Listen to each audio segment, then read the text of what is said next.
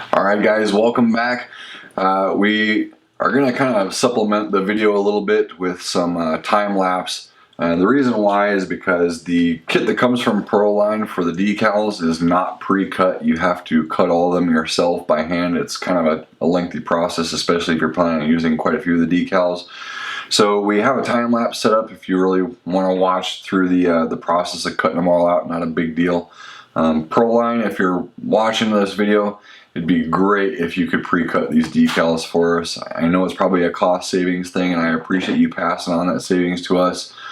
I just don't really see much self-accomplishment or, feeling of pride in cutting a decal, I suppose. So maybe spend the extra 50 cents or whatever to cut them would be great. So what we're going to do now, obviously the body's been sitting here drying for quite a while. We had plenty of time for it to, cure up nice and good. Got the decals already cut out. Took a little break, had some dinner and everything, so we're coming back to the wrapper still being on the outside portion of the shell. That's where you're seeing all the overspray from. That's just on the outside protective wrapper. We're going to peel that off. Going to go over the decals, which ones we're going to be applying. Probably show you a couple of those, and because that's going to be a little bit of a process, we'll kind of speed up through some of those decal applications as well. So without further ado, let's unwrap this beast. So the easiest way to get this thing is just to find yourself a little corner that you can work with. Get your fingernail or some other type of hard object, I suppose, if your fingernails aren't long enough to get in there. Just want to get just right in the edge. It's going to be a little bit difficult to work it for the very first time, but once you get that first corner, you can usually peel the whole thing off all as one piece. So there we got it started. We're just going to let her rip as soon as I can get enough of it to grab onto with my little fingers here. Alright, here we go.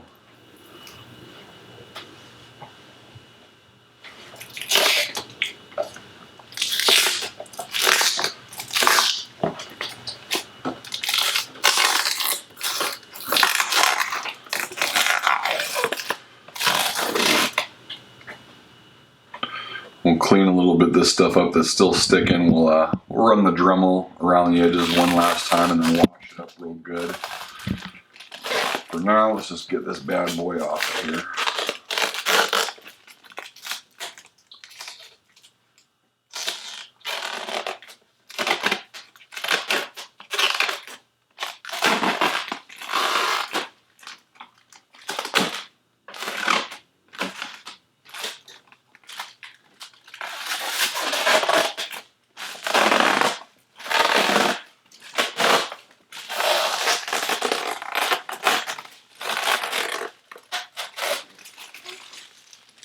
That out of the way, and there we have it, folks. Factory fresh, super shiny, super clean. Now that the wrapper is off it, you can see the glitter quite a bit in certain light. Kind of move it around and bring it in a little bit so you can try to see some of it. I don't know if you can really see that with the lighting or not, but the way I'm looking at it with the naked eye, this thing is really popping. It's got a lot of pearl, a lot of glitter in it. It looks just like a factory paint job would on an actual vehicle, so pretty sweet. Again, we'll take the Dremel around the edges one more time now that we got a finished product, just to clean up the little hairy spots and stuff that the paint adhered to that wrapper that we just took off. We got a little bit of stuff kind of hanging there, so we'll clean that all up. But we'll do that off camera. I think that's kind of self-explanatory. We already covered it before. So now we're just going to go ahead and start putting on some decals. So I'll start with the front. We'll go ahead with the big Ford grill piece first. So again, I already pre-cut these, so it'll be easy for me to get them off, but you'll have to obviously take the time to do that because they don't come this way from the factory. So I'm just going to go ahead and peel that thing off. Kind of put this in a little bit easier for position to work on. And then you have some lines that are already molded into the body that kind of help you line a lot of these decals up. So I'm just looking for those lines. I'm just going to gently place down just the top of it, or you could do the bottom however you want to, whatever works better for you. Just get it down. just to see where you're sitting. So I am off a little bit, so that's why I just put it down gently. You can peel it back up, try to do it again.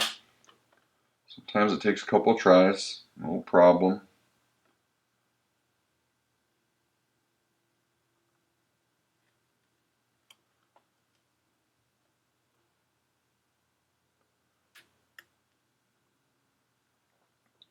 There we go. So now it's lined up perfectly with the lines that are already in the body, so it won't look weird. Now I'm just going to gently rub my finger back and forth, starting where I first laid it down. Just kind of wiggle your way with your finger towards the opposite end of the sticker. This will help push out any air bubbles that might be forming in there or anything, and that's why you really want to start at one end and work towards the other.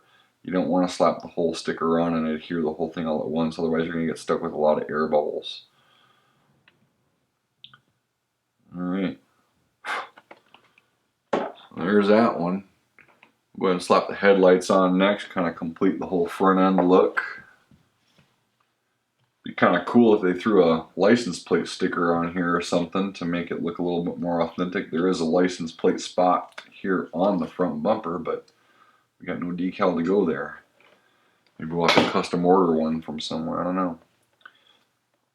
So again, we're just going to line up our body lines with the decal. Same old thing. We're going to start at one end. Just gently wiggle our way back and forth to the opposite end.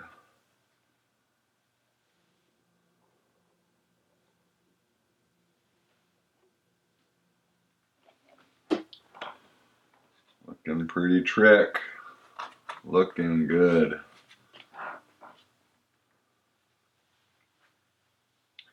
I will say one thing about the decal kit. Even though these decals aren't pre-cut, which is a little bit of a bummer, they are nice and thick. They're very durable and high quality. This is my third Proline body. In just the past couple of months, I've done them on a few of my different other vehicles, and I have had no issues with these stickers coming off the vehicle, wearing, showing any signs that they're low quality. By no means. The adherence is really good as long as you start with a nice clean surface. They're very good quality and they're printed very well. All of my other vehicles I've put these kits on have all been bashers. So I'm jumping them, I'm crashing them into rocks and trees and crashing them into my buddies and stuff. And they're not wearing out. So good job on the quality of the stickers. Thank you very much for that. So still got quite a few more stickers that we're going to put on here, the decals. I'm not going to put on the entire kit. I want to try to keep it close to a factory look as far as markings and badges go. So I'm not going to be putting on the entire kit, but it's still going to take a little while. So we'll just kind of work towards the time lapse, kind of go through it, and then we'll cut back to real-time video and show you what the whole thing looks like as a finished product. So without further ado, let the chipmunks roll.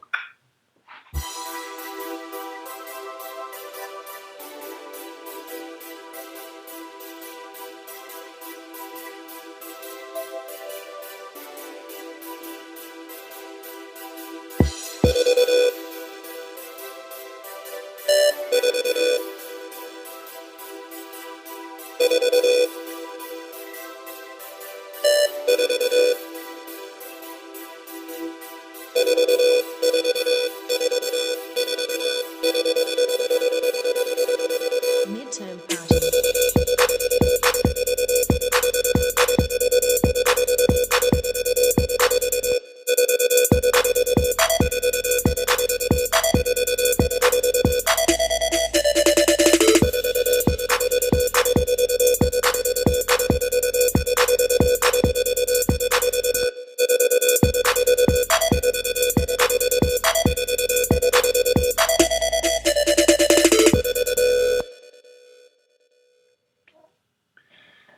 Alright, so after about 30 minutes or so roughly of putting on all of the decals that I wanted to get on here, we have basically a completed product.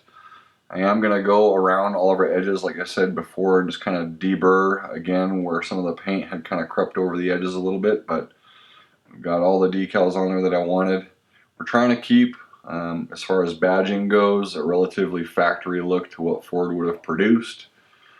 The only additions that we did was the custom look Proline banner for the rear window.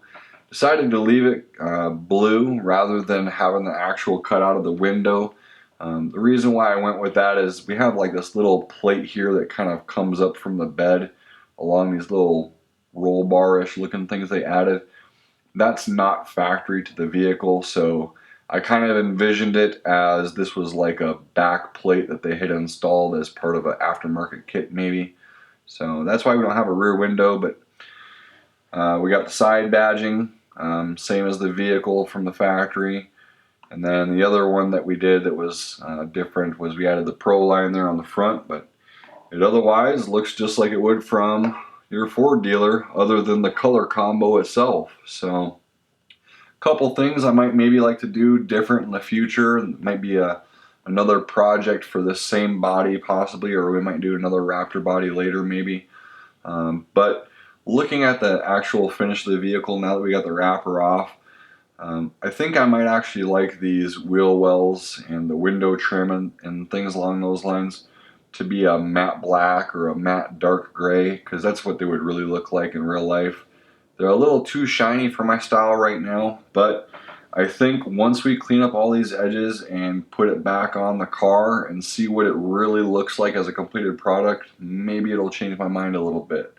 But we will see. So we're going to cut for a second here. I'm just going to do some basic cleanup on this thing, and then we'll be right back with a full 360 of the body mounted on the Traxxas Rustler VXL. Alright, see you in a bit.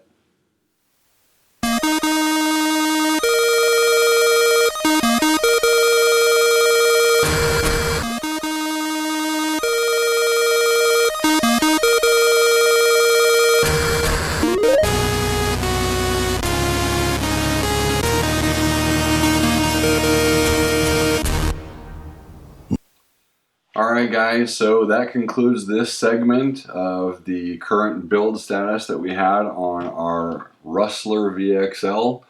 Kind of going over the recap of the things that we had done prior to, some of the things that we jumped into actually filming and showing you some of the step-by-step processes that we used in the completion of this portion of the build. Definitely more to follow. Isaac's got another Rustler VXL that we're going to be working on with some similar parts as well as some different parts, so we get to see some different methods on that as well. Again, thanks for hanging with us. I really appreciate it. Please like, share, and subscribe to the videos. We're all about sharing the knowledge and kind of working together as a community, so it'd be really important to us to spread that out and see how far we can reach out to people. If you'd like to also go to our webpage, fathersontime.com, or you can check us out on Facebook at Facebook.com/fathersontime. Thank you, and we'll see you on the next series.